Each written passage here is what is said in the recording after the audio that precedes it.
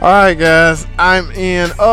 Guys, the thing about no crank, no start, they can be hard to duplicate. Like, now I was told all the history's been done to this car. Battery, the connections. I think it's even a new alternator on here.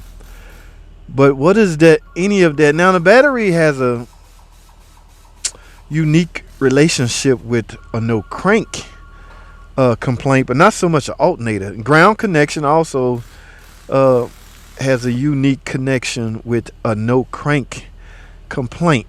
All right, but it just left another shop, guys. Those guys say they had already done everything, so it must need a computer. Well, what kind of computer, man? The fact is, this is a what 2011 Durango. There's at least 20 modules on these things, and at least five that I know of that's related to what could cause a no crank issues. Okay, in fact, I'm looking at there's two right here. One is the push start PEM, or the WCM wireless control module is behind this. So that's two right there. And of course the PCM and BCM, things like that. It's a lot of things that can cause a no crank. I have a hard time duplicating it, guys. It's starting every time. Okay, there you go.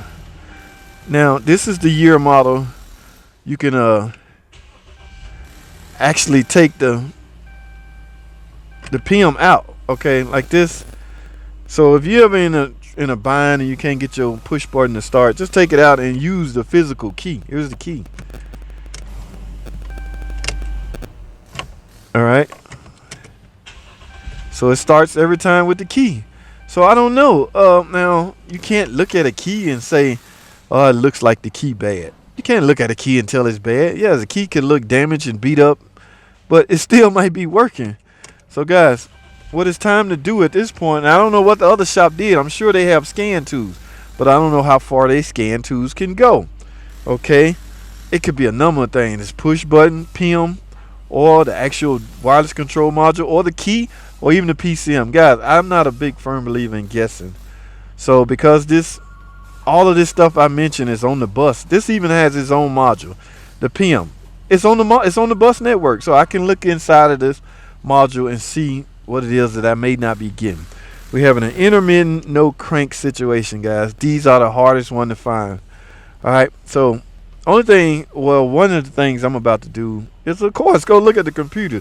I need to see what the computer sees. Okay, I need to be in serious with the car and the computer to see what it is the computer not seeing, to allow this no crank situation that's come about periodically. Now one would think, yes, 200,000 miles, your starter might be dying. That's true, but I specifically got out of the customer if she hearing a click when this happened. Just say, for instance, you turn this, all you get is a click, click, click. Yes, one could assume the starter solenoid is jamming up, going bad on them. Okay, starter solenoid, you have to replace the starter because you can't do them separately anymore like in the old days. But yes, guys, intermittent no crank are the hardest one. Also keep in mind, guys, there is a major difference between a no crank and a no start complaint. All right, so guys, without wasting any more time, I'm having a hard time duplicating this. I'm gonna put this PM back in here because I need this in when I go read the modules. I need to see every module. See, I got that now on run. All right, let me plug in my scan tool. All right, got my scan. Guys, let's go to the computer, man. See if anything we can come up with. Let's get it. Alrighty, guys, welcome back. Wow. No yellow, guys. No yellow is a good thing. Okay, that simply means there is no trouble code in neither of the modules. However, do y'all see all these lightning bolts? Ooh, lightning bolts on the main components relating to cranking, the WCM and the PM. Okay, there is no code in either of these. So why would anyone suspect that they're the reason for the no crank? However, let's take a look. Let's do PM first, guys. And by the way, PM stands for passive entry module. Okay, and it had a lightning bolt on it, which represents a flash. Let's look at what this flash entails.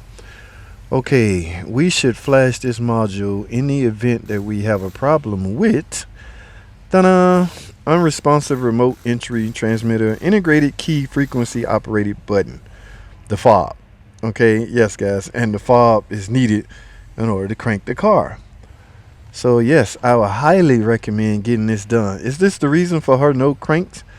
It's hard to say, guys. Let me take a look at this this other module that has a flash, WCM. Now this is one that's most important. WCM stands for wireless control module. All right, let's see what this flash entails.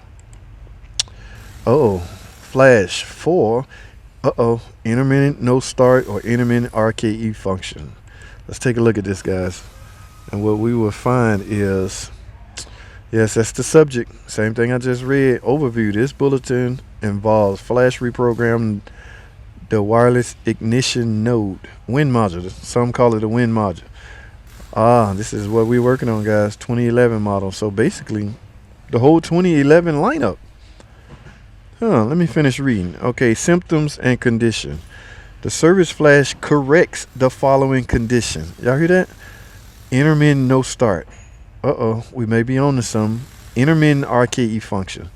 I'm not sure about the RKE function. If your car not cranking or no starting, you really don't care about the door locks working on the remote. So this no start could be, this flash could be our problem. Now let me finish reading. The above conditions may be caused by a software lockup in the module. The lockup condition may be cleared by removing and reinserting fuse M27. Okay, basically, if you remove fuse M27, just say the problem happened, and you go to your fuse box and remove M27 and stick it back in, and it start up. Yes, this flash update will address that issue and likely fix your problem. Okay, so diagnosis: verify the wind is function as designed. It is function because I was able to start and drive it in. If DTCs are present, record them. There's no DTCs. So basically, guys, what they want you to do is flash the wind module. That's fairly simple, right? And it's, look at why you're doing it, why they recommend it. For intermittent no start, intermittent RKE function. Guys, remember, M27. Now, if you're not aware or not familiar with where M27 is located, you need to get familiar with your fuse box, okay? Because this could put you in harm's way, in emergency state, okay? If you're in an emergency, your car not cranking or starting, you have no time to look for M20. You need to know where this stuff at, all right? So what I'm gonna do is show you what M27 fuse at, all right? But for now, in order to fix this car, guys, this is my secret. This is fairly too risky to sell and claim that this fix it. So it's like 4 o'clock in the afternoon. What is that? 4:20. I see that. It's like 4:20. So what I'm gonna do is go ahead, take it upon myself, guys, and flash these two modules. Okay, the WCM and the PM. This is sometime you gotta do this, man. And the only reason I'm doing this to see if I'm able to duplicate the problem tomorrow. See if the problem happened. If I do this and the problem don't happen, yes, keep in mind, guys, I'm getting an hour anyway for diagnostic time. All right, so you can look at it that way. You can either do nothing and get the hour, or do something extremely easy. This is easy. Flash update needs, and you might fix the car.